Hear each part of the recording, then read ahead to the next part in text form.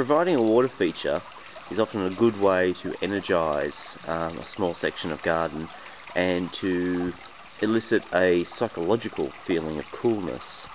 This pond that we can see here with the goldfish scooting around in it, this was actually built over Christmas, and it was built with the help of Ben and Emily, the woofers that were here just a few weeks ago. And as you can see, it's still very much incomplete. There's still a lot of planting to go around this area to hide these stones and make it look natural. You can see some comfrey, blocking 14 comfreys coming up at the back there, which will give a really lush look. But I wanted to give a quick brief overview on the way the pond is set up. So basically what we have is we have a very large hole in the ground. It's about 3,000 to 4,000 litres in the pond entirely. We have a pump in the bottom here between these two bricks, and the pump is running the fountain. Now the fountain has two purposes. One is it aerates the water for the fish, as you can see. It's doing a lovely job there. But also it creates a sound, and the sound's very important as this is the main house. So this is the bathroom window down here. This is one of the guest bedroom windows, and that's the master bedroom window upstairs. So that sound travels right through the house and really is quite beautiful. Within the pond we have about 25 goldfish. They just make sure we keep down the mosquitoes and that sort of thing. The water is moving fairly quickly, so it's not likely to be an issue for mosquitoes, but still they do that. They also add a bit of visual effect to the pond. There would be some other fish that would be better for mosquitoes, like native rainbow fish, for example, but you wouldn't see them in there, or not terribly well. So the nice gold colouring is just wonderful. We have some milfoil growing in the pond over here, and a water lily. That water lily was put into this pond a little bit before Christmas, so about 2 months ago, and it had 3 leaves on it at that stage. As far as filtration of the pond goes, we're filtering it using 2 methods at the moment. One's a trial method and one's a permanent filter.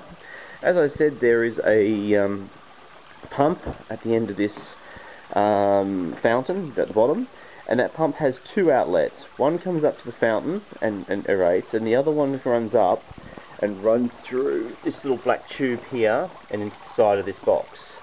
Now this box is the main filter for the pond. So what happens is the water flows into the bottom of the box, flows up through the expanded clay media, and then comes out this top pipe here, runs around the back and over to the side over there, just underneath that box, and flows off around the pond. As you can see, I don't know if you can see it there on the camera, but that really is moving at quite a clip. It's quite a lot of water going through that. In the box itself, we've got some little comfrey. I'll put some root cuttings in there. I'm not sure how they're going to grow, given that they're almost submerged in water constantly, but we'll give them a shot. I've got a couple of comfrey root cuttings in there, and some water chestnuts at the back there, which really are very, very happy. They've got some new shoots coming up all over the place, so they're very, very happy in there. The reason I chose that sort of filter is that I think it's just a visually appealing filter. I think it'll look really nice. It fits with the theme of the house. It'll just be beautiful. Furthermore, we'll be able to harvest the excess nutrients will be siphoned off by these plants, particularly the comfrey.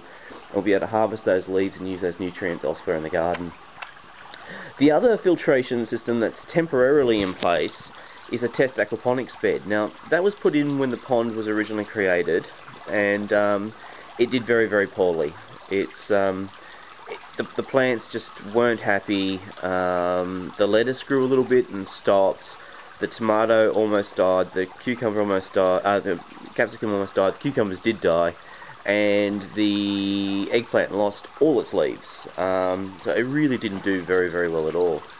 However, about a week ago, at that stage I only had 9 very small goldfish in the pond. They were just getting the pond kicked over and getting the bacterial life going.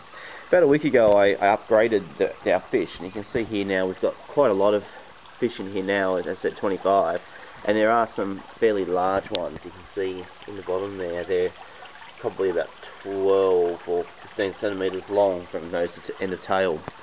And since those fish have been introduced to the pond, I've noticed I've started to get some growth on these plants. So the fact that the test did very poorly, I don't think is indicative of the fact that the aquaponic system doesn't work.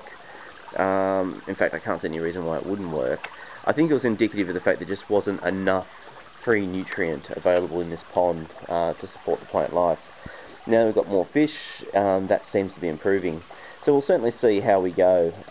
Long term, there is another aquaponics bed out the back, which is the subject of another page on the website. So have a look around for the aquaponics area. Anyway, that's the pond that has been built at this sustainable house. It's not bad. It does need some work still to finish it off. Particularly, we need to plant this garden with some plants. This is actually going to have a very Asian feel to this garden. So the plan is to, we've got the comfrey in here. The plan is to put a little bit of clumping bamboo next to this window, which will provide a little bit of privacy to that bathroom. Maybe a little bit over near that window, just again provide a bit of privacy for guests, and then to plant this out with lots of ground covers and things. So it really will come up very, very nicely. Obviously some mulch over the soil would make a heck of a difference as well. So got a little bit of work to complete it, but we are certainly getting there.